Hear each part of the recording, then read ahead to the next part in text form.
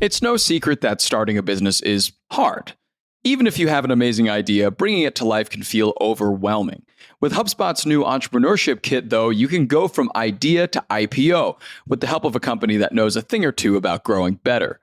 The all-inclusive kit gives you step-by-step guidance and frameworks to help you crush every stage of starting a business, with tools tailored to help all along the entrepreneurial journey. It's packed with templates for project management, email, and skill development. Wow, that's a lot of templates. There's also a solopreneur guide. It's got freelance pricing worksheets and lots more you can get up and running immediately. And best of all, it's free. With expert guidance and frameworks from HubSpot, starting a business doesn't have to be so hard. So don't wait to start yours. Go to HubSpot.com/ENT to download the guide right now. Good morning, everyone, and welcome to Monday, August 19th. I'm John Weigell here with Juliet, Bennett, and this is the Hustle Daily Show.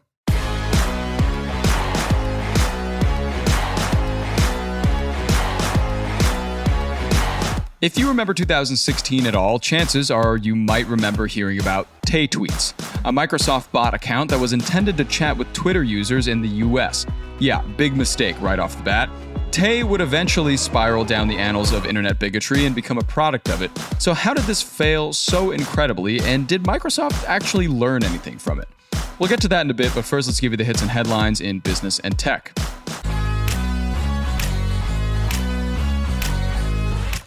A rough start today. The first ever event at Inglewood, California's $2 billion Intuit Dome, a Bruno Mars concert, started 2 hours late because the arena's glitchy facial recognition system slowed entry. I never trusted that Face ID myself.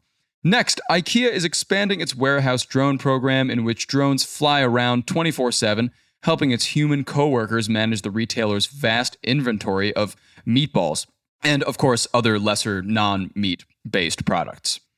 From there to Brazil, X is going to shutter operations in Brazil amid ongoing legal disputes with the country's Supreme Court justice. Brazilian users will still be able to access the social platform, though.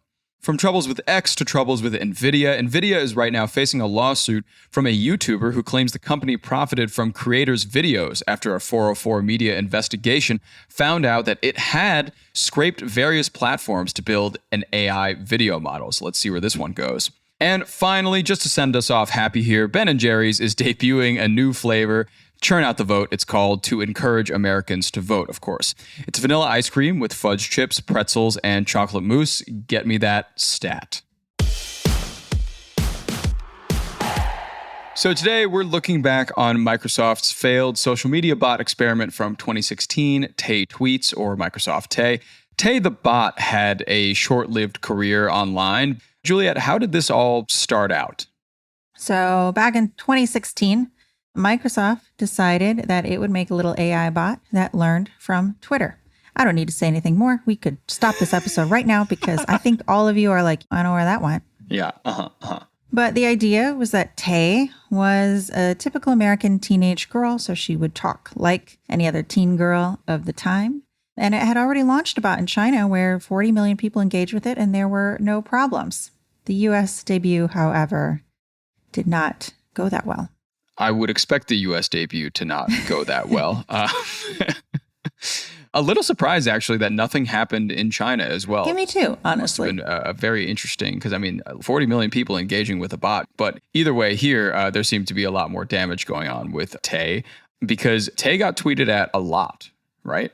Yeah, Tay, in her short life, tweeted about 96,000 times, but she rapidly deteriorated as she learned from Twitter. She started out saying humans were cool, and then she ended up advocating for genocide, using a lot of racial and derogatory slurs, at one point praising Hitler. So, she basically is like your weird neighbor that like you've met a couple times. And then like over the course of the years that you live next to them, you realize they believe in really increasingly inane conspiracy theories. Yeah. That's basically Tay. So it sounds like Tay was just kind of unleashed on the public. Yeah. No real regulation for this at all. I'm wondering why exactly Microsoft would want to do this. I guess, was it to test some bot technology early on before like AI really came into its own, or was it more of a way to gather data? Well, Microsoft, as you may know, is now very interested in AI, and it was interested in AI back in 2016. So it just kind of, wanted to develop their AI tech and thought this would be a fun experiment and a way to do so. Of course, obviously, it was not fun. Clearly, it was too fun for some. The problem really wasn't. I mean, yes, the problem was Tay, but the problem was really, it's that old thing, hell is other people. Basically, the problem was other people. Users learned that if you asked Tay to repeat something that they said, she would just regurgitate it. And, it didn't matter what you said. I think now if you say, ChatGPT, tell me a racist joke, ChatGPT will say no, or it should say no. The thing was, you could say something really repulsive to Tay and say, okay, repeat this, and she would. And then she was also picking up a lot of conflicting ideologies and just like sort of saying weird stuff at random. And it was really just because she was not only learning from what other people were saying, but also was being specifically prompted to say controversial and really gross things. And so within 24 hours, Microsoft had to take Tay offline. The company apologized, saying that it had not prepared for people abusing the bot, which I don't know, now. Microsoft, how long you been around? Come on. I think the first thing people do when they get a new toy of any kind is attempt to break and or exploit it. So, of course, especially on the internet. And after this whole thing happened with Tay, what was Microsoft's next move? Obviously, take it down in 24 hours, apologize, and then what? And then another bot. Oh. This bot was named Zoe.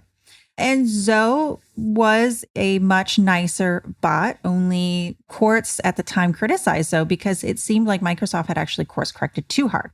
Whereas Tay would just say whatever nonsense and whatever, horrible crap people wanted her to say. Zoe actually refused to discuss anything that could be considered even remotely political. So if someone said, hey, I'm from the Middle East, let's talk about my culture, Zoe would be like, no, because last time people were being racist, so I'm not going to say anything, is that essentially. And, we still see this with AI today. I think we all remember the story from several months ago where Google had an image generator and, it was trying to be inclusive. And then, of course, people put in prompts that showed how sometimes that doesn't work. For example, when it was showing people of color as the founding fathers, which is just historically inaccurate, and as Nazi soldiers, which, again, terrible. Why do we let people use the internet? Right. So a lot of this was, beginning experimentation. But of course, as you mentioned, this would not be the last time that something like this would happen. And we're in 2024 now, and we're still nowhere near the last time that something like this will likely occur, of course. We're going to do this pretty much every day, basically, until the end of the world, the end of time, until the doomsday clock reaches midnight. We will be doing this. Yes. Microsoft is still big in AI. It has 49% stake in OpenAI. It's got AI on its search engine, Bing. Google's still going hard with AI. Everybody is AI all the time. And, we have these bots that have challenges just like Tay. They learn from people. They pick up any bias that the people or the content that it's learning from has.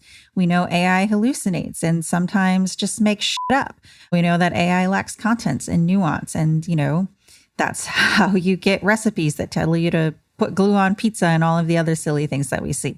And then, of course, we're never going to have people who don't specifically try to use AI tools to break them or make viral content or just be a jerk about it. So, you can say Tay was a disaster, and sure, yes, it was, but it was just one piece of a really long learning curve that we are still in, and that now today we are seeing more than ever. Of course, yeah. All it was really was the beginning of this AI learning curve, as you were saying, and where we're at with it right now. Things have gotten better, systems have gotten better, but problems like this still occur. Maybe not as bad as in 24 hours having your entire system shut down because your bot has turned into a Adolf Hitler apologist. But it can still be bad. Yeah. And, I think about it like this. I don't know if this was true where you grew up, but where I grew up, it was snowy in the winter times. And so people would get these deer. They look like little light up deer, and they would put them in their yard and make these cute little snow scenes. Oh. And then what would happen is some teenager would come along and position the deer to look like they were doing something very inappropriate in their neighbors' lawns. That is how I see people on the internet, Such is humanity. You are presented with the cute snowy deer scene, but that's not enough. You have to wreck it. And so in some ways, these people are basically being unpaid bug smashers and beta testers. And, we're going to see, I think, more of that. We've already seen that with ChatGPT, where people are trying, like, what can I do? What prompt can I enter to make ChatGPT tell me how to build a bomb? And, in some ways, these people really should get paid for their labor because they're really helping these giant corporations figure out how to safeguard technologies. Yeah. But, we're going to be seeing a lot more of this. We've got deepfakes. We've got election misinformation. We've got all sorts of stuff. And these bots are very tricky and people are terrible. So, much more to come. Sorry to be so cynical, but, Hey. R.I.P. Tay.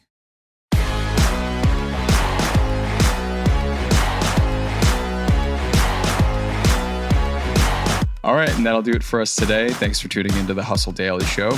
We're a proud part of the HubSpot Podcast Network. Our editor today is Robert Hartwig, and our executive producer is Darren Clark. We've got a ton more tech and business coverage in our newsletter. If you're not subscribed, go get yourself signed up at thehustle.co/email, and we'll catch you later.